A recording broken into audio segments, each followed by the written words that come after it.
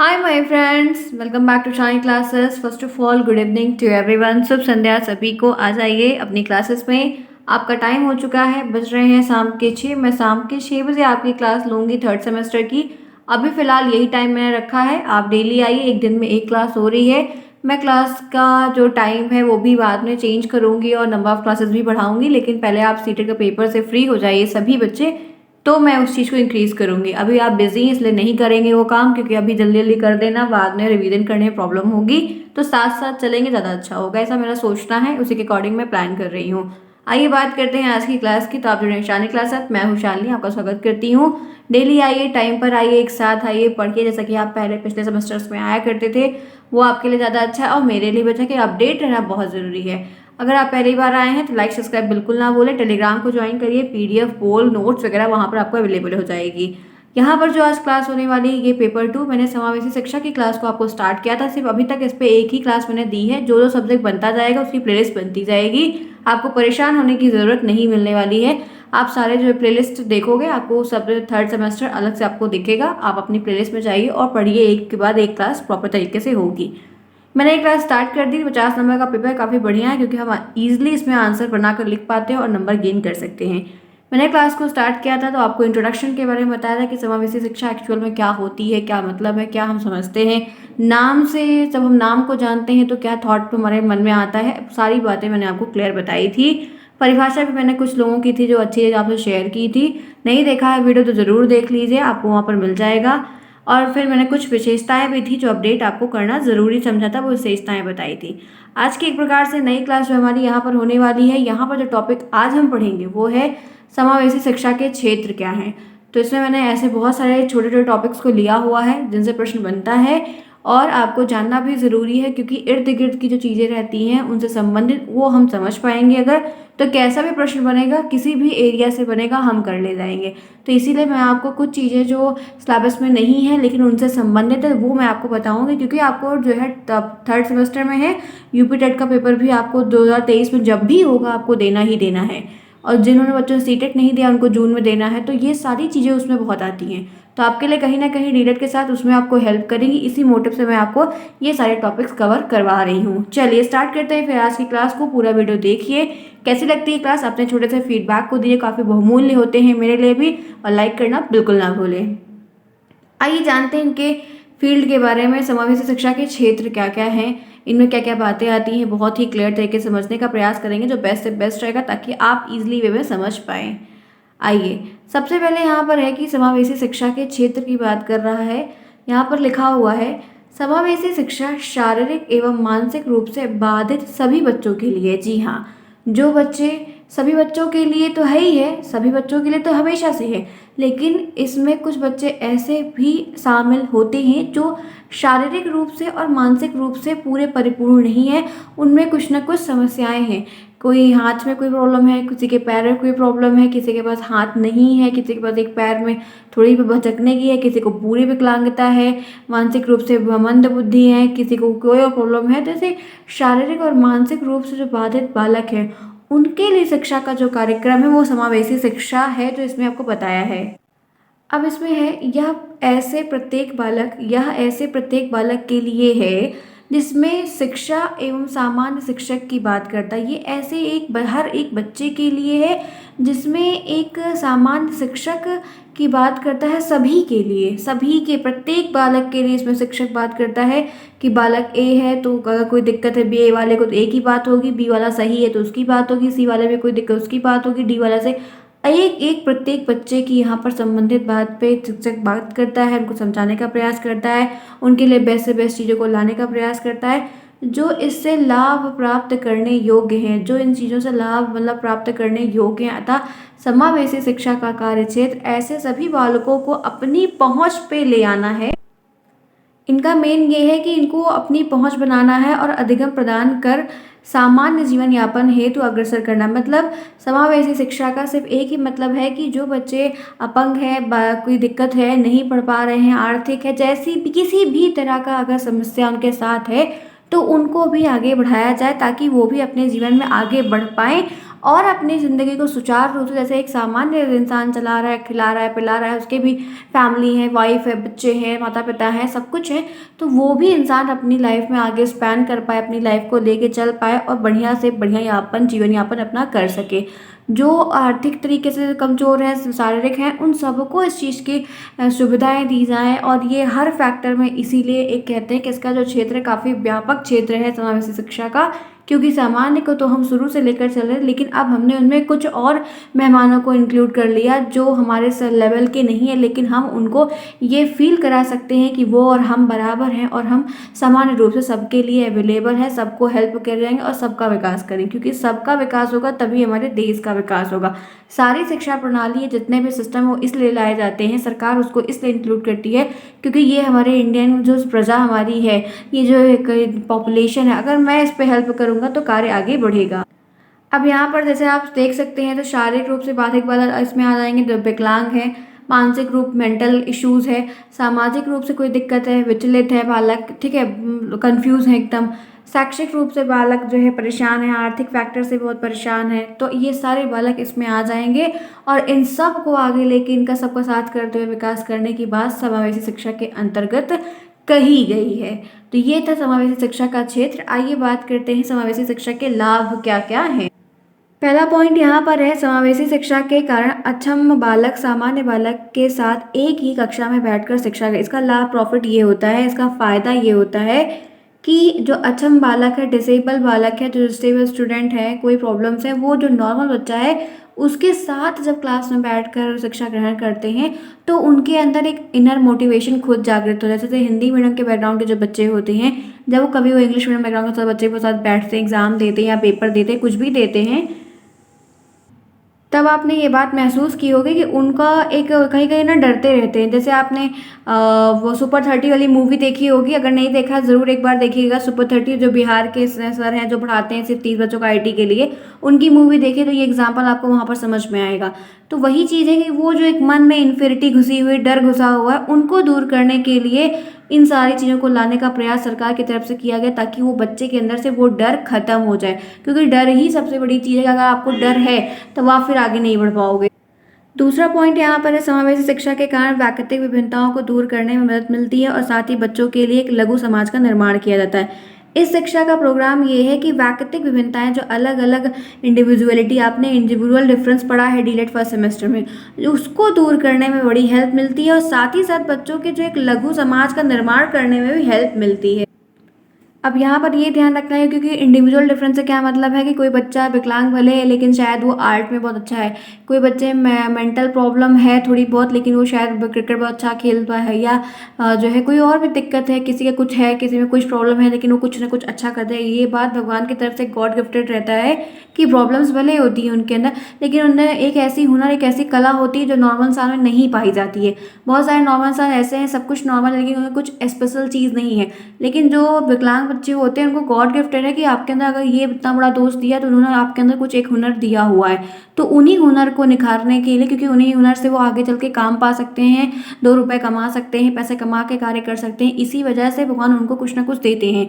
तो individual difference जो उनके अंदर है उनको जो कभी कभी, लेकिन ये इंडिविजुअल डिफरेंस डर का, वहम का, कम होने का, ये भी घुसा हुआ होता है बच्चों के अंदर, तो उसको दूर करने में मदद मिलती है और बच्चों का जो एक छोटा सा समाज का निर्माण भी हो जाता है, क्योंकि फिर उनको नए लोग मिलते हैं, उनसे दोस्ती होती है, उनकी तरह करने का प्रयास करते हैं, सीखते हैं, कोई उन्हीं के साथ रहकर बहुत अच्छा सीख जाते हैं, तो इसमें हेल्प मिलती है। आगे बढ़ते इसी के साथ तीसरा पॉइंट चलते हैं, समावेशी शिक्षा की मदद से भेदभाव, जो ये भेदभाव है, अनटचबिलिटी का भी जो रूल देखा गया है, इन्फिनिटी फील करवाते हैं, नहीं ये है वो है, छुआछूत जैसे भेदभाव को दूर किया जा सकता है अगर आप इनको साथ में लेकर बैठाओगे, कार्य करो। तो बड़े जो बच्चे हैं जो सही अच्छे घर से बिलोंग करते हैं वो भी, उनके लिए वो भी कहीं ना, कुछ बच्चे तो खराब होते हैं, कुछ बच्चे होते हैं जो बहुत ही अलग अलग बातें भी बोलते हैं, ठेस पहुंचाते हैं, डर घूरते हैं, डर लगवाते हैं, लेकिन कुछ बच्चे होते हैं जो एडजस्ट करते हैं, कुछ बच्चे ऐसे होते हैं तो खुलकर साथ में आगे हाथ बढ़ाते हैं। तो ऐसा करना चाहिए। आपने मूवीज़ में बहुत कुछ देखा होगा इससे संबंधित, क्योंकि इससे क्या होता है कि सामान्य बालक, अक्षम बालक और विशिष्ट बालक को एक समान लाभ मिलता है। सारे बच्चे एक साथ पढ़ पाते हैं। जितनी प्रोवाइड चीज़ें नॉर्मल बच्चे को की जाती है उतनी उसको भी की जाती है, तो उसको लगता है कि हम दोनों सब बराबर हैं, सब साथ खेल रहे हैं, पी रहे हैं, उठ रहे हैं, बैठ रहे हैं, लंच कर रहे हैं। तो उससे उनके मन में धीरे धीरे करके वो डर कहीं ना कहीं दूर हो जाता है और वो अच्छे से अच्छा करने का प्रयास करते हैं और इससे फिर पूरा डेवलपमेंट हो जाता है। समावेशी शिक्षा समायोजन का एक विशेष उदाहरण, बहुत अच्छी बात लिखी हुई है कि एडजस्ट करने का एक विशेष उदाहरण है, क्योंकि इसमें शुरू से जब आप वो चीज़ करोगे तो आगे चलकर फिर कहीं ना कहीं वो बढ़िया रिजल्ट देगी और बच्चों के मन से वो डर निकल जाएगा और वो साथ करने लगेंगे, पढ़ने लगेंगे। नेक्स्ट देखिए, विशिष्ट बालक, अपंग बालक, अक्षम बालक की विभिन्न समस्या को जानकर उनमें उन समस्या का समाधान में समावेशी शिक्षक शिक्षा सहायक होती है। जैसे अपंग बालक जो है उनकी बात, विशिष्ट बालक जो है उनकी बात, या जिनमें जो दिक्कतें हैं उन सब की पहले आप प्रॉब्लम्स को जानो। उनकी प्रॉब्लम्स को जानने के बाद उनके लिए क्या सोल्यूशन है, क्या बेस्ट है, उस चीज़ का समाधान करने के लिए समावेशी शिक्षक बहुत सहायता करती है। क्योंकि सारे लोग साथ में बैठते हैं तो कोई दिक्कत किसी को है तो उसको आगे बैठा दो, ठीक है। सुनने में कोई प्रॉब्लम है आगे बैठाओ, देखने में प्रॉब्लम आगे बैठाओ, सुनने की मशीन ले आओ, ट्राई साइकिल्स दो, जितनी हेल्प हो पाए वो आपको इसको किया जाता है और गवर्नमेंट इसमें पार्टिसिपेट करती है। आइए बढ़ते हैं, नेक्स्ट देखते हैं। समावेशी शिक्षा उन बालकों के लिए लाभप्रद है जो समस्यात्मक बालक होते हैं। सबसे ज़्यादा ये शिक्षा, ये इंक्लूसिव एजुकेशन उन बच्चों के लिए बहुत बहुमूल्य एक वरदान है जो समस्यात्मक प्रॉब्लम है, प्रॉब्लमेटिक स्टूडेंट है, प्रॉब्लम्स है, आर्थिक, सामाजिक, विकलांगता, शारीरिक, मानसिक, हर तरीके से कोई ना कोई, किसी बच्चे में कुछ, किसी में कुछ प्रॉब्लम्स है, तो उनके लिए ये सिस्टम बहुत बढ़िया है। और समावेशी शिक्षा उनकी कमजोरी को जानकर उस समस्या को दूर करने का प्रयास करता है तथा उन्हें समस्यात्मक बालक बनने से रोकता है। समावेशी शिक्षा की यही एक मुहिम है, एक पहल होती है कि उनकी उस चोट को पकड़ते हैं और चोट को पकड़ने के बाद उनको जो है जितनी उनकी हेल्प हो सकती है, सामान को देकर, चीज़ों को देकर, उनकी ज़्यादा से ज़्यादा हेल्प करने का प्रयास करने के लिए इन समस्यात्मक बालक जो समस्यात्मक बनने वाले थे या आगे चलकर बन रहे हैं या वो फील कर रहे हैं कि हम बन रहे हैं, उनको दूर करने का एक बहुत बढ़िया प्रयास जो है ये किया गया है इस सिस्टम को, इस तरीके को ले आकर एजुकेशन सिस्टम में। तो आप ये बात ध्यान रखिएगा, प्रश्न आपको बनेगा कि समावेशी शिक्षा के लाभ क्या होते हैं। कोई 2 लाभ बताइए, कोई 3 लाभ बताइए। जैसा कि प्रॉब्लम्स आप प्रश्न देखे हो आता है तो कोई भी 3 पॉइंट आप इसमें से याद रखिए और तीनों आराम से मेंशन कर दीजिए, कोई दिक्कत नहीं, आप बढ़िया कर ले जाएंगे। क्लियर है? यहाँ तक बात आपको समझ में आई? आई होप आपको समझ में आ रही है। अगर कोई प्रॉब्लम हो रही तो एक बार आप फिर से रिकॉल करिए, आपको चीज़ें समझ में आएंगी। हम इस बार क्लासेस की जो टर्म्स हैं, जो कंटेंट है वो छोटा लेंगे ताकि आपको छोटे में पूरी बहुमूल्य बातें बता सके, ताकि आपको टिल एग्ज़ाम तक, आपके एग्ज़ाम के एक दिन पहले तक वो मोटी मोटी जो लोकल बातें हैं जो हमारे माइंड में नहीं निकलती हैं, जल्दी याद रहती हैं, वो मैं आपको समझाने का प्रयास करूँगी। लिखना आपको अपने तरीके से, मैं आपको उसकी मेन क्लू जो है वो पकड़ा दूंगी, बाकी आप उसको एक स्ट्रक्चर डिज़ाइन कैसे देना है ये आपको करना होगा ताकि याद रहना ज़रूरी, क्योंकि सिलेबस तो 8 पेपर देने हैं, सिलेबस भी बड़ा है, तो कितनी बातें आप याद रखेंगे। लेकिन अगर आप उसको किसी और पॉइंट ऑफ व्यू से अगर मेमोरी में रख लिए हैं तो आपको फिर कोई प्रॉब्लम नहीं होने वाली। क्वेश्चन ये कहीं से भी बनाए, it doesn't matter for you, आप उसको कर ले जाएंगे। आगे बढ़ते हैं, चलिए। लाइक बनता है, फटाफट लाइक कर दीजिए, क्लास अच्छी लगती है, समझ में आ रही है तो, ठीक है। चलिए आइए, एक नेक्स्ट पॉइंट यहाँ पर है, आवश्यकता समझते हैं कि इंक्लूसिव एजुकेशन की आवश्यकता क्या होती है। समावेशी शिक्षा की 3 आवश्यकताएं बताइए। प्रश्न आपको ऐसे बनेगा। तो पहली जो नीड है, जो पहली नेसेसिटी है वो ये है कि समावेशी शिक्षा व्यवस्था के माध्यम से समावेशी शिक्षा बालकों के लिए एक ऐसा अवसर, एक ऐसी अपॉर्चुनिटी है जिसमें आप ये देखोगे कि उसमें अपंग बालक को सामान्य बालक के साथ मानसिक रूप से प्रगति प्राप्त करने का अवसर मिलता है। मेंटल डेवलपमेंट को किया जा रहा है प्रिपेयर। आपको ये जो लाइन है पढ़ने के बाद क्या लगा? इसमें बस एक बात ये ध्यान रखनी है कि जो मानसिक रूप से प्रगति प्राप्त करने के अवसर, क्योंकि जो मेंटल डेवलपमेंट है वो आपको बहुत ही एक बूस्टर एनर्जी देता है जिसकी हेल्प से आप हर एक स्टेप में आगे बढ़ने के लिए सोचते हो और कार्य को करते हो। और अपंग बालक के मन में जो दिक्कतें हैं उनको अगर आपने जीत लिया, उनकी समस्या को मन से दूर कर दिया, फिर कोई प्रॉब्लम नहीं, वो अपने इंटरेस्ट के साथ सीखेंगे। लेकिन ये सारे काम समावेशी शिक्षा में ही किए जाते हैं क्योंकि टीचर उस लेवल के से प्रिपेयर करके आए रहते हैं ट्रेनिंग लेके कि वो ऐसी दिक्कतों को, क्योंकि जब नॉर्मल बच्चे को कोई टॉपिक है 5 बार बताना बताना पड़ता है, तो जाहिर सी बात है कि इन बच्चों को 20 बार बताना पड़ेगा, तो आप हेजिटेट हो जाओगे, जिसकी वजह से इसकी ट्रेनिंग दी जाती है, इसके स्पेशल टीचर होते हैं, क्योंकि हर एक इंसान इस चीज़ को नहीं टैकल कर सकता है। तो उसमें कहीं ना कहीं आप देखेंगे जो ऐसे पालक होते हैं उनको सामान्य पालक के साथ जो मेंटल लेवल है उनका भी प्रिपेयर किया जाता है, ताकि दोनों की ग्रोथ बराबर से होती रहे। क्लियर? पहला पॉइंट हो गया। दूसरा है, समावेशी शिक्षा एक ऐसी शिक्षा है, ये एक ऐसा सिस्टम है जिसमें शिक्षा के समानता के सिद्धांत का अनुपालन होता है और साथ ही साथ शिक्षा के माध्यम से शैक्षिक एकीकरण भी संभव होता है। इसमें जो समानता का सिद्धांत, समानता का मतलब इक्वलिटी का प्रिंसिपल, मतलब कि जो चीज़ें हैं, अगर एक सेब है तो एक सेब में आधा सामान्य बालक को मिलेगा, आधा अपंग बालक को मिलेगा। ये नहीं कि आप सामान्य तो आपको पूरा मिलेगा, वो नहीं है, ऐसा कुछ नहीं है। जो भी चीज़ें हैं वो इक्वल के साथ बटेंगी, इक्वली दी जाएंगी। अगर आपको पढ़ाया जा रहा है उसको पढ़ाया जाएगा, आपको कोई प्रॉब्लम है तो उसकी प्रॉब्लम दूर की जाएगी।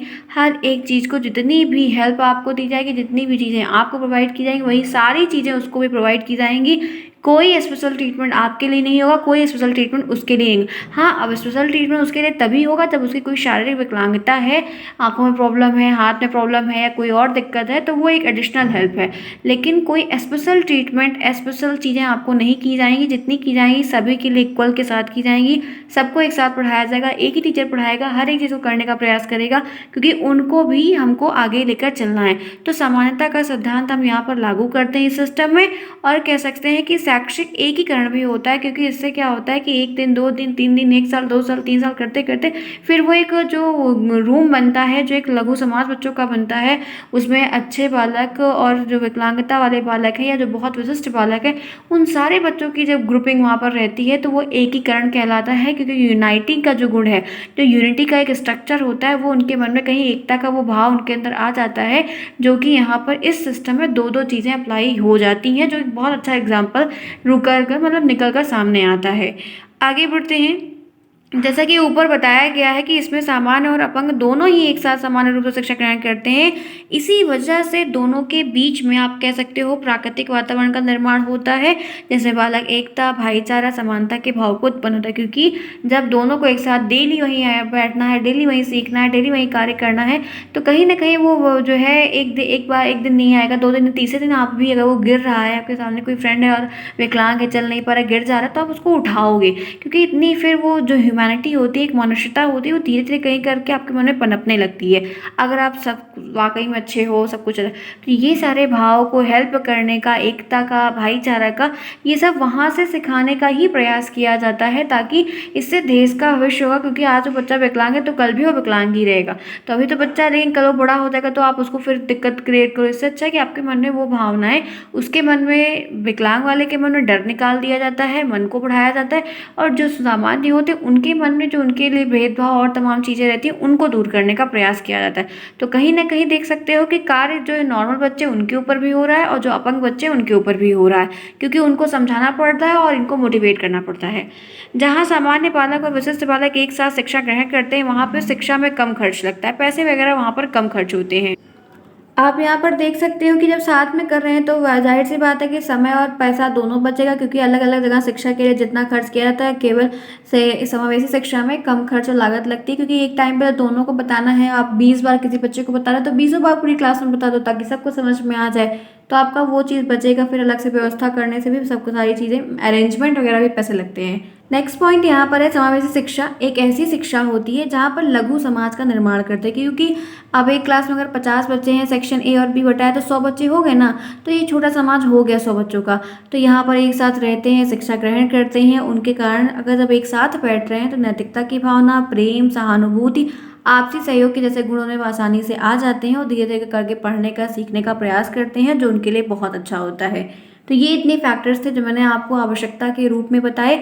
आपको 2-3 पॉइंट आ सकते हैं लिखने को, तो आप उसमें से जो आपको आसान लगे, जो सिंपल लगे, आप वो यहाँ से याद करिए। याद क्या करना, समझ लीजिए, बेस्ट से बेस्ट कर लेंगे, याद नहीं करना है हमें, ठीक है। आइए आगे बात कर लेते हैं इसी के साथ, शिक्षा, समावेशी शिक्षा का महत्व क्या है। ये टॉपिक बढ़िया है क्योंकि प्रश्न बनता है, 2 महत्व बताइए, 3 महत्व बताइए। तो पहले महत्व की बात करते हैं। तो पहला महत्व यहाँ पर है कि समावेशी शिक्षा के द्वारा बालकों में एकता और समानता का विकास करते हैं, जो कि मैं बार बार रिपीट कर रही हूँ। आप एक बात नोटिस कर पा रहे होंगे कि सामान्यता, उद्देश्य, आवश्यकता, क्षेत्र, कार्य, लाभ सब कुछ एक ही चीज़ें हैं, बस हेडिंग अलग अलग दे के वो चीज़ आपको बड़ी कर दी जाती है, नहीं तो है सारे पॉइंट वही। तो आपको लिखने को आएगा तो आप बिल्कुल भी पीछे मत हटना और अच्छे से आप रिप्रेजेंट करके पूरे आंसर को बाकायदे से करना। तो एकता और समानता दोनों वहाँ पे बढ़ावा, इक्वलिटी देना, फिर दोनों में प्यार बढ़ना, दोनों भाई भाई में, तो वो एक अच्छी चीज़ें हैं। जैसा कि आपने ऊपर बताया गया कि सामान्य विशेष दोनों ही बालक एक साथ पढ़ते हैं, इसलिए शिक्षा भी कम खर्चीली है। महत्व ये कि पैसे भी कम लगते हैं, अरेंजमेंट वगैरह भी देखने में कम दिमाग लगाना पड़ता है। समावेशी शिक्षा के तरफ बालकों के मानसिक विकास और उसके अंदर जो नैतिक सामाजिक विकास है, आत्मसम्मान की भावना का विकास सही रूप से किया जाता है। फिर जो विकलांग बच्चे हैं, जो अपने आत्मसम्मान को लेकर नहीं लड़ पाते हैं, दबे रहते हैं, संकोची स्वभाव के होते हैं, नहीं कर पाते हैं, मैं बार बार फील करते हैं मैं खराब हूँ, मैं बेकार हूँ, मैं कैसे करूँगा, जो लोग के अंदर थोड़ी कमी होती है वो बार बार लेकर उसको सोचते हैं कि मैं उससे कैसे compete कर पाऊंगा, मेरा कैसे वहाँ पर प्रेजेंटेशन होगा, सब मेरे ऊपर हंसेंगे, ऐसी बहुत सारी बातें सोचते हैं। तो उनके अंदर उन सारे फेयरनेस को हटाने के लिए कार्यक्रम चलाए जाते हैं, क्योंकि उनमें भावना अगर डेवलप हो जाएगी तो वो अच्छे से अच्छा रिप्रेजेंट कर पाएंगे। आगे चलते हैं। जहाँ भी यहाँ पर कह रहा है कि जहाँ सभी बालक एक साथ शिक्षा ग्रहण करते हैं वहाँ पर प्राकृतिक वातावरण का होना बहुत ज़रूरी है, क्योंकि फिर वो चीज़ें उनको हेल्प करती हैं, क्योंकि वहाँ पर कांटे के भी फूल होते हैं, अच्छे वाले फूल भी होते हैं, सब कैसे हैं, सभी क्या इंपॉर्टेंस है, ये समझाया जाता है। तो प्रकृति कहीं ना कहीं उनको बहुत हेल्प कर देती है, क्योंकि उसे बहुत सारी चीज़ें मिली होती हैं। यहाँ पर है यह शिक्षा समायोजन की समस्याओं को दूर करने के लिए बहुत महत्व है। अगर आप चाहते हैं कि सबको एडजस्टमेंट करके सिखाएं, एडजस्ट करके सिखा पाएं, एडजस्टमेंट का जो गुण है वो सिखा पाएं, तो कहीं ना कहीं ये शिक्षा अगर वहाँ पर हो रही है तो आप ये चीज़ आसानी से उनमें बिल्ड कर पाएंगे। क्लियर? तो ये सारी बातें हैं, आप लिख सकते हैं। आगे आइए। अब एक पॉइंट है कि समावेशी शिक्षा में आने वाली जो दिक्कतें हैं, बाधाएं हैं, वो क्या क्या हैं।